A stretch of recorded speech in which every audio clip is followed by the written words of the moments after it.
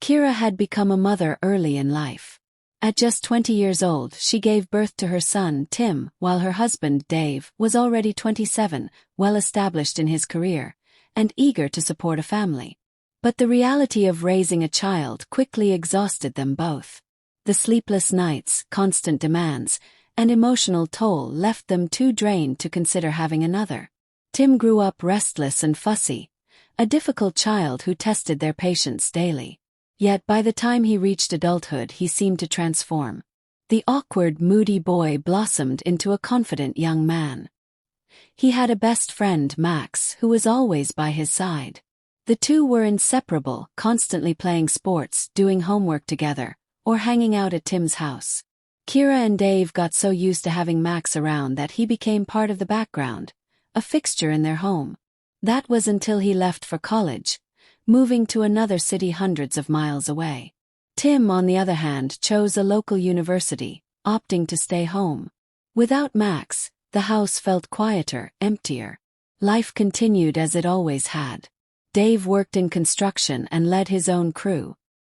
His company was in high demand, and when an opportunity arose across the country with generous pay, he accepted without hesitation. Kira wasn't surprised. Dave had always been ambitious, and she believed he had earned the trust and responsibility that came with the offer. By then, Kira had been out of the workforce for years. When Tim started school, Dave had convinced her to quit her job and focus on being a homemaker. Now, with Dave gone for months at a time, she found herself alone more often than not. It was the peak of summer when Max returned to town for break. The moment Kira opened the door to him, she froze. The scrawny teenager she remembered was gone. Before her stood a handsome young man, tall, poised, and self-assured. His features were sharp, his body lean and muscular, nothing like the awkward boy who had once lounged in her living room. She invited him and Tim inside, offering them tea, but found herself stealing glances at Max throughout their conversation. He carried himself differently now, exuding confidence that unsettled her in a way she couldn't quite place. Dave had already been gone for 3 weeks, and she reasoned that maybe this was just loneliness talking. "What'll you do when you finish school?" she asked him. "Head back here," he replied. "My dad promised me a job at his firm. That's why I chose my major." His easy grin sent an unexpected flutter through her stomach. The summer stretched ahead. Whenever Tim and Max weren't working, they spent time at the house, escaping the heat with the AC blasting, sipping cold drinks, and gaming for hours. Each time Kira caught a glimpse of Max's bare torso, a tremor of excitement coursed through her. Late at night, she'd stand under the shower, letting the water wash over her, and scold herself for the thoughts creeping into her mind. This was her son's best friend. Dave called whenever he could, apologizing for being away so long but insisting that the financial benefits made it worth it. Kira assured him everything was fine. She never mentioned Max's return, never confessed the way his presence made her pulse race or how she had begun avoiding being alone in a room with him. She wasn't planning on doing anything inappropriate. She would never truly betray Dave. But one afternoon, Max turned up unexpectedly. Tim was at work. Kira answered the door, surprised to see Max standing there. He held out a small bouquet of flowers, plucked from a nearby bed. "Thanks," she said, flustered. "Tim won't be home till 5. You can wait in his room." Max didn't move. "Actually, I'm not here for him."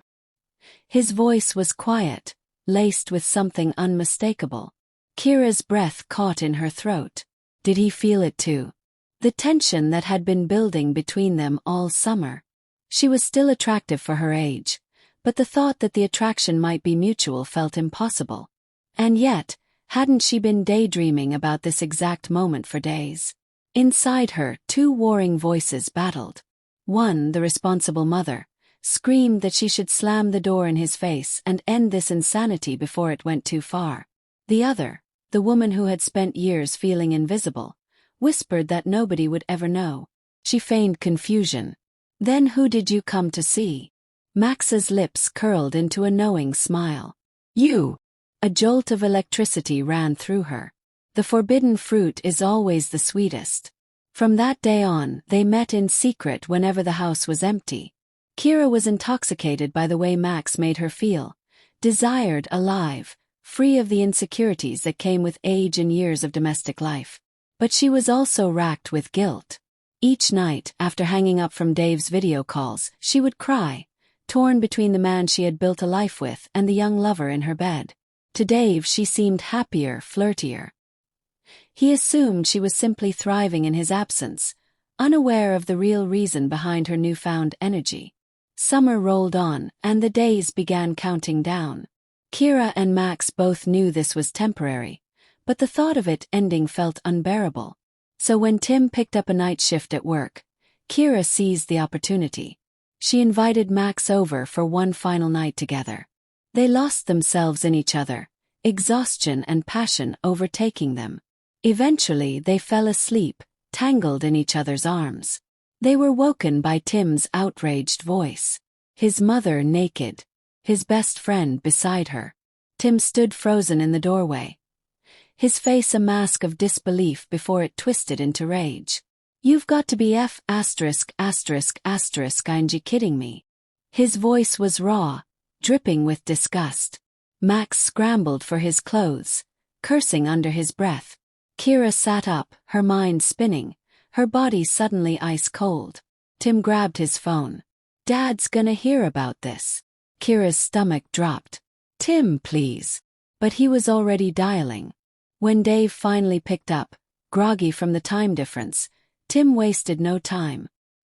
He flipped the camera around, showing the damning scene. Dave was silent. Then he hung up. Tim turned to his mother. "I hope you realize you just lost everything." Then he was gone.